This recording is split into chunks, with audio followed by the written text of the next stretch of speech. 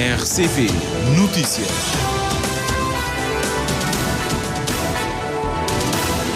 Ao último sinal eram 13 horas, 1 da tarde. Vamos para o Jornal da Tarde. Conhecemos os títulos com a jornalista Milo Rodrigues. Agricultores da Boa Vista enfrentam dificuldades para escoar a produção. É uma nova dificuldade quase um ano depois de serem afetados pelas cheias. Águas de São Nicolau esclarece que não define tarifas de abastecimento de água. É uma resposta às queixas dos agricultores e das pessoas apresentadas na semana passada. O ONG Lantuna reage à decisão do tribunal que mantém a concessão da praia de São Francisco. Instituto Marítimo e Portuário desmente ordem para retirada de botes das praias de Quebra-Canela e Gamboa. Especialistas defendem mais investimento na formação de professores para melhorar o ensino da matemática em Cabo Verde. Mais de 1 milhão de pessoas afetadas pelas chuvas no Bangladesh. China e Rússia avançam para a patrulha conjunta militar no Pacífico. Dos títulos vamos para o desenvolvimento no Jornal da Tarde.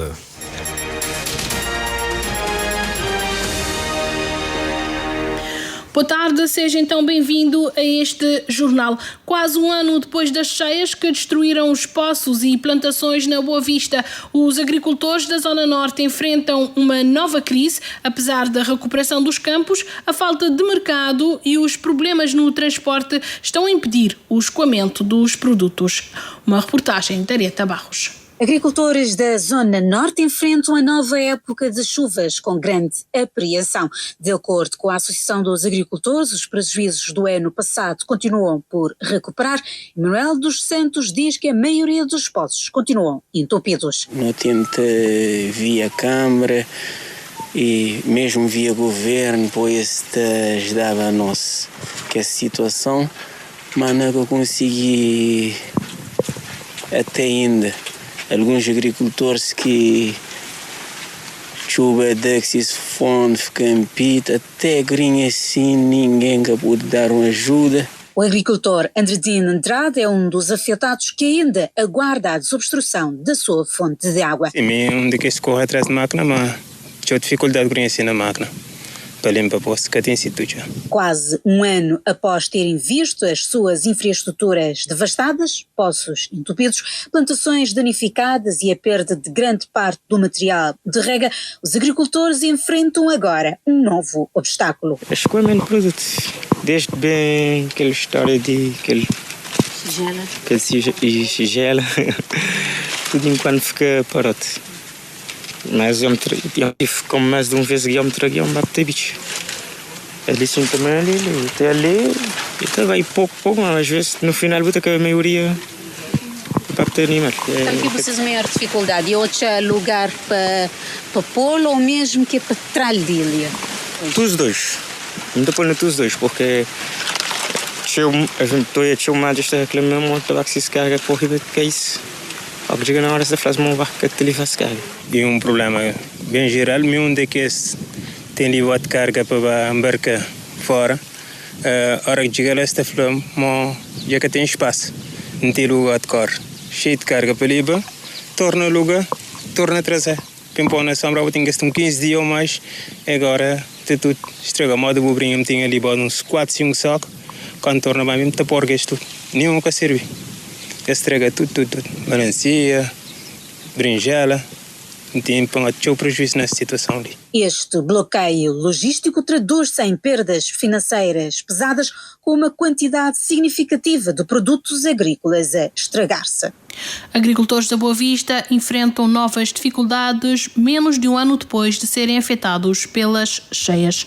A empresa Águas de São Nicolau não tem competências para definir as tarifas de abastecimento de água. É a afirmação do presidente da empresa em reação às denúncias e reclamações sobre os alegados valores elevados cobrados pela água na ilha. A reportagem é do Rony Brito. As tarifas não são da responsabilidade da empresa Águas de São Nicolau, mas sim pela agência reguladora multissectorial da economia e não pela Águas de São Nicolau, afirma o presidente do Conselho de Administração de Águas naquela região. Tarifa, quem estava a fixar lá no Serviço Autônomo de Água era a Câmara Municipal de fazer proposta para a Assembleia Municipal, a Assembleia estava a aprovar a tarifa e a Câmara já que fixa a tarifa. Quem fixa a tarifa é a ARME. Nós não podemos poder fazer nada, nós estamos aqui achando que a tarifa é fixa. Carlos Silva explicou que a maioria das reclamações resulta da diferença entre a antiga tarifa de cerca de 110 escudos por metro cúbico no primeiro escalão. Em média, no tudo Cabo Verde, o metro cúbico tem que estar 200, 250 até 300. Às vezes tem pessoas que até pagam mais. As pessoas querem água. Nunca está aqui a chamar a tarifa. Vamos saber porquê. A água tem que pagar água. Agora, só que a pessoa está habituada na 110. Agora vai para 140, mas aquele 30 escudos, a pessoa chamou em fim do mundo. Horrível. Ele podia ter sido subido de forma paulatina. É nós ali de Águas de São Nicolau, na passada, ou a empresa que está a fazer a atualização. Se a Câmara está a fazer, por exemplo, 5 escudos, tudo on, ou 10 escudos, pessoas que estão a sentir. Mas se eu vejo, é que está a acontecer. Então agora, ele subir 30 escudos, a pessoa tem esse problema. O presidente do Conselho de Administração da empresa Águas de São Nicolau afirmou ainda que muitos aumentos nas faturas são provocados por fugas internas nas residências. Porque o autocolismo está por até pinga, torneira, até pinga. Mas pessoas que têm consciência disso. Não te trabalho contadores volumétricos. Qualquer pinguinho de água, ele te conta.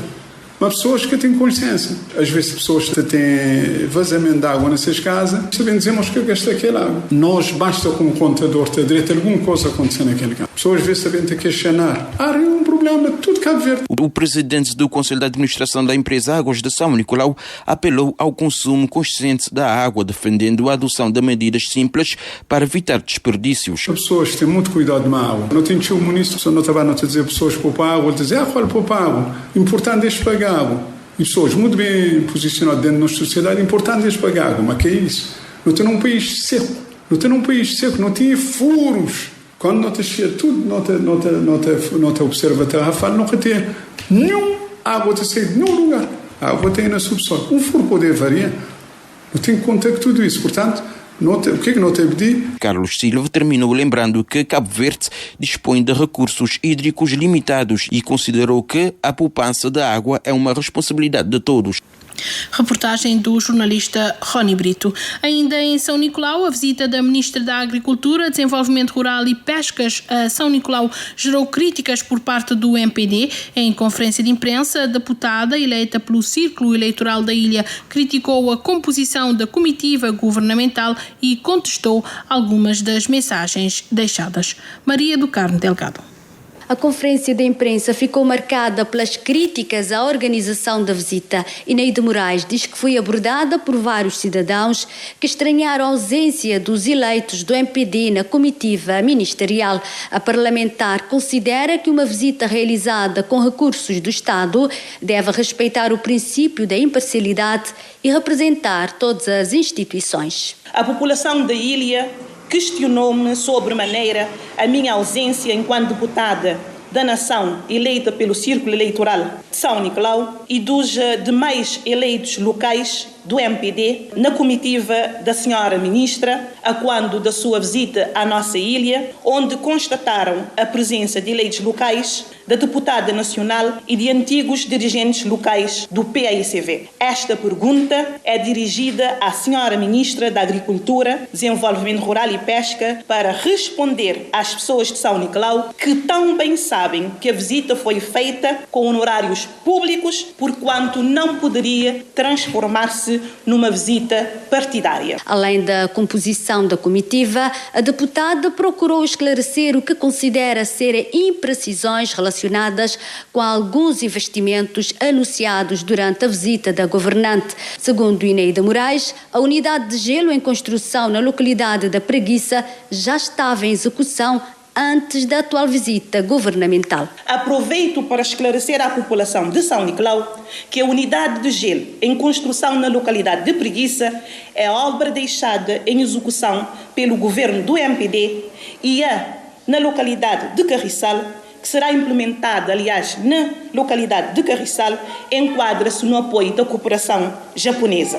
A deputada nacional do MPD por São Nicolau a criticar a organização da visita da ministra da Agricultura, Desenvolvimento Rural e Pescas à ilha.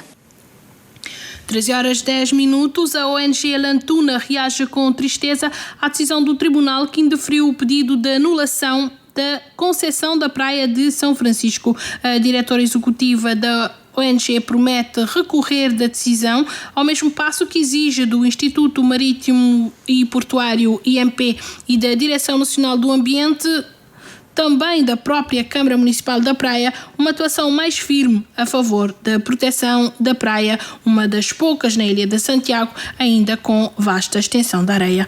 Joana Lopes. A direção executiva da ONG ambiental Lantuna entende que os técnicos do setor e a sociedade civil foram desrespeitados, já que estamos num país vulnerável às alterações climáticas, e reage com tristeza a decisão judicial ao indeferir o pedido de anulação da concessão da praia de São Francisco. É uma decisão que obviamente nos deixa triste, a nós como organização da sociedade civil, assim como toda a sociedade cabo-verdiana. Infelizmente, o juiz indeferiu o pedido por entender que está fora do prazo, já que o ato de concessão foi de 2024, numa altura em que basicamente não nos tínhamos apercebido desse facto, mas a nossa luta obviamente continua porque trata-se de uma construção ilegal. A legislação nacional não permite a construção de estruturas fixas no domínio público, portanto deveria ser estruturas amovíveis. A Ana Veiga promete que a Lantuna não vai baixar os braços e que a luta está longe de terminar, e aponta o dedo ao IMP. Obviamente vamos recorrer, vamos procurar meios, porque nós acreditamos que nem tudo está perdido. Não podemos desistir perante os obstáculos e nem contentarmos com o silêncio das autoridades, porque não se percebe a inércia. Também não se percebe que o Instituto Marítimo e Portuário publicamente afirma que a obra está embargada desde o passado mês de fevereiro. No entanto, não tomou nenhuma iniciativa, não fez nenhum pedido junto do tribunal, não há nenhum processo relativamente a isso. Nem a Direção Nacional do Ambiente, nem a Câmara Municipal da Praia se mexeram. Ninguém fez nada. Não se percebe, mais uma vez, como é que uma instituição pública afirma que uma obra está embargada, no entanto, não fez nada para o seu embargo judicial. E não se percebe, Praia São Francisco, a uma distância tão próxima da capital, há uma construtora que constrói quando quer, coloca botão quando quer e ninguém faz nada. Se realmente a obra está embargada, como afirma o Instituto Marítimo e Portuário, porque não fiscaliza, porque não atua quando deve atuar. Pelo que exige uma atuação firme das entidades competentes para travar uma obra que considera incompatível com a legislação aplicável ao domínio público marítimo. Nós, como sociedade civil, temos de exigir uma atuação firme das entidades públicas, nomeadamente o Instituto Marítimo e Portuário, também o próprio Ministério do Mar, a Direção Nacional de Ambiente, Ministério do Ambiente e agora também da Ação Climática, e também a própria Câmara Municipal da Praia. Apesar da gestão no domínio público, ou seja, naquela faixa dos 80 metros, é da responsabilidade do Governo, entendemos também que a Câmara Municipal também deverá ter uma voz. Lamento o silêncio e a inação das entidades públicas que, na sua ótica, permitiram que uma obra avançasse num espaço que pertence a todos os cabo-verdianos. O Instituto Marítimo Portuário desmentiu hoje as informações sobre uma alegada ordem para a retirada dos botes nas praias de Quebra-Canela e da Gamboa. Numa nota de esclarecimento, a Autoridade Marítima Nacional garantiu que não emitiu em momento algum qualquer instrução ou determinação neste sentido. O Instituto assegura ainda que não tem conhecimento de nenhum documento formal emitido por outra entidade pública que ordene o afastamento das embarcações daquelas praias da capital. Perante o cenário de desinformação, o Instituto apela à calma e reforça a importância de se confirmarem todos os factos antes de reações. A instituição reafirma ainda a sua total disponibilidade para colaborar com as autoridades na salvaguarda da segurança marítima e na boa gestão do espaço costeiro. O Ministro da Justiça garante que até final deste ano o Governo terá identificadas suficientes formas de cumprir com todo o quadro do PCFR de todos os serviços de justiça. É a resposta de Clóvis Silva à reivindicação das classes. Os oficiais de justiça estão descontentes com o facto de, apesar de aprovado em 2025, o seu PCFR continuar ainda por implementar. Cândido Fortes. A classe diz não ter motivos para comemorar os 50 anos de existência que completa hoje, enfatiza a presidente do Sindicato Nacional de Oficiais de Justiça, devido ao descontentamento quanto à não implementação do PCFR, que deixa por efetivar a correção dos níveis remuneratórios e regularização de promoções. Maria da Cruz denuncia também o facto de, apesar de constituir um dos grandes pilares da justiça, a classe ser atualmente a única do setor fora do quadro especial da administração da justiça. Hoje é um dia que deveria ser de comemoração para o oficial de justiça, mas é que está a ser feito como é do oficial de justiça ainda insatisfeito, porque nosso PCFR foi aprovado em dezembro, mas ainda nunca tem lista de transição. Sem lista de transição, nunca está por ser implementado nada. Nenhum daqueles direitos ainda quer ser efetivado. Como que vamos tratar uma parte como administração da justiça, outra parte como administração pública? E quando vocês ouvem que um magistrado decidiram 10 processos, é o oficial de justiça que está a preparar esses 10 processos. Ainda mais, o cumprimento das decisões. De que vale uma decisão sem um cumprimento? É o oficial de justiça que é o espinho dorsal da justiça. A classe queixa-se também de falta de efetivos e de rebaixamento de alguns salários que eram superiores antes da adoção do PCFR. O Ministro da Justiça não se compromete com datas específicas. Clóvis Silva garante, no entanto, que até a final de 2026 o Governo terá identificado as gorduras a serem cortadas para se resolverem os problemas dos quadros de pessoal, incluindo o PCFR dos Serviços da Justiça. Quem tem a obrigação de resolver esses problemas precisa arranjar efetiva solução. E a solução deste governo começou cedo, ou seja, nós precisamos realocar recursos, onde os recursos precisam estar efetivamente. E aqui está a ser feito um trabalho de identificação de tudo aquilo que constitui um peso excedente do Estado para nós resolvermos o problema dos quadros, do pessoal, daqueles que efetivamente trabalham no dia-a-dia, precisam ser motivados. Eu confesso que cada vez que nós sentamos e conversamos com as pessoas, identificamos mais um lugar onde nós podemos perfeitamente cortar outros gastos. Portanto, o que eu lhe garanto é que até o final do ano nós teremos muitos recursos disponíveis e a certeza também que eu lhe dou é que esses recursos serão primordialmente colocados onde estão as pessoas para cumprirmos com todo o quadro do PCFR que tem que ser implementado em todos os serviços da justiça. Os dados disponíveis indicam a existência de cerca de 423 oficiais de justiça em efetividade de funções nos Conselhos Superiores da Magistratura Judicial e do Ministério Público e no Tribunal Constitucional e em apoio direto a cerca de 131 magistrados. O Conselho Superior da Magistratura Judicial deu início hoje na cidade da Praia a segunda fase do projeto Espiral, com uma oficina presencial sobre a inovação judicial, uma iniciativa que o Ministro da Tutela, Clóvis Silva, considera vai contribuir para a busca coletiva de soluções que resolvam os problemas do setor, com destaque para a morosidade da justiça. Cândido Fortes. O projeto Espiral está integrado nos preparativos da terceira Cimeira dos Conselhos Superiores de Justiça da Comunidade dos Países de Língua Oficial Portuguesa como uma iniciativa estratégica de formação e articulação em rede para o fortalecimento da inovação nos sistemas judiciais dos países lusófonos. O uso da inteligência artificial e criação de laboratórios de inovação nos tribunais são algumas das componentes da oficina presencial que é ministrada por especialistas do Conselho Nacional de Justiça do Brasil. O propósito essencial passa pelo desenvolvimento colaborativo de soluções potenciadoras de uma justiça mais eficiente e centrada no cidadão. Um objetivo que realça o Ministro da Justiça, Clóvis Silva, vem ao encontro do interesse do Governo em buscar soluções disruptivas para os crónicos problemas do setor. Buscarmos soluções fugindo do paradigma que tem sido tradicional e que tem continuado a perpetrar alguns problemas que continuam a desafiar a gestão de quem efetivamente gera as secretarias e as magistraturas por parte dos Conselhos Superiores e a gestão política que é realizada, portanto, pelo Governo.